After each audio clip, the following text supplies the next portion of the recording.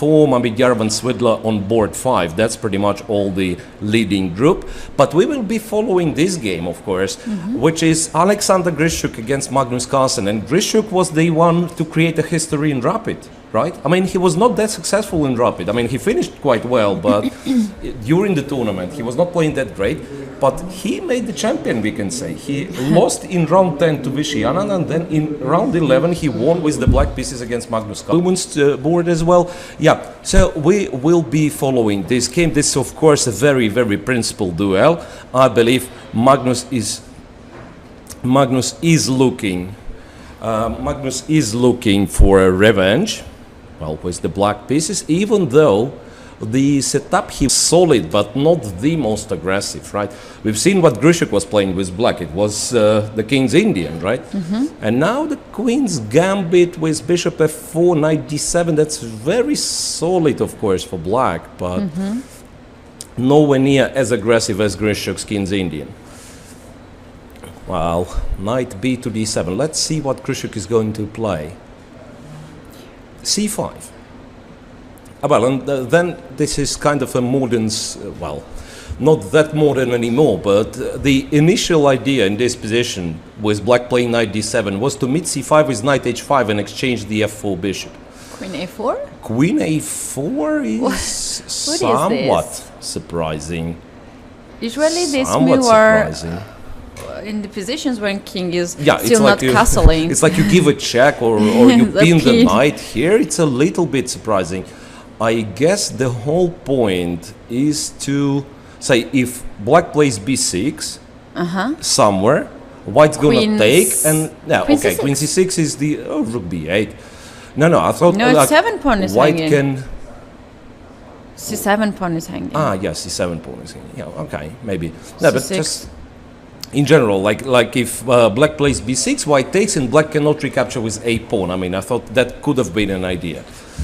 All right, so black takes on c3, bc3, and c6. c6. I wonder what is black's strategy here, because he had the whole evening to prepare the opponent against the opponent. I'm not sure if Magnus spent all the evening preparing against Grischuk.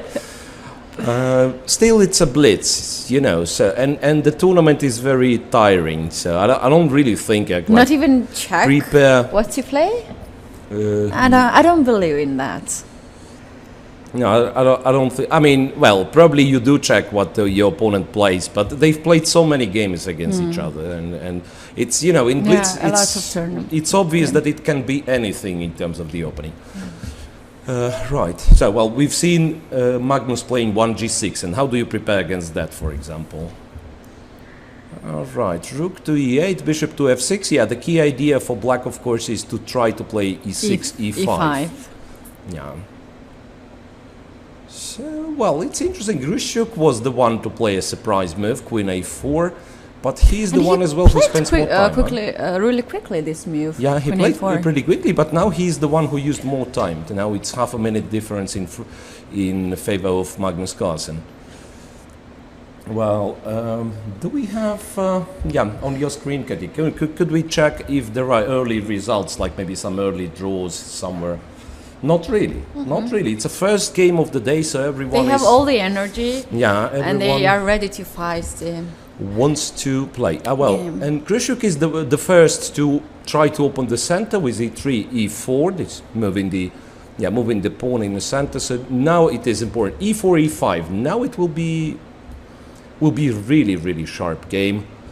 e5, knight takes, bishop takes, bishop takes. D takes on e4. So the idea is if bishop takes e4, there is f6 move. Oh, really? Yes, you're right. Yes, you're right. Bishop e4, what? F6, but you know, F6. What is hidden? No, I think no. Magnus decided just to take. No, I thought F6. White could really play F4, and if you take with the pawn, he takes with the pawn, sacrificing the piece. But somehow it would have been some compensation. Let's see what goes on now, because black is almost fine. Let's put it this way. Black is almost fine, so he needs like 1 or 2 moves. Like to develop this bishop from c8. Now, for instance, he wants bishop f5. Well, the thing is that he still needs to, finish the development. Queen d4, I like for Aleksandr Grischuk, creating a threat of queen captures on e5. Well, queen d4, it's still bishop f5. So one has to be careful. Bishop f5, bishop to f5 is actually a serious threat. And Grischuk is down to not so much time left. He went f4, where pawn on c5 was gone with a check. Rook goes back to e7.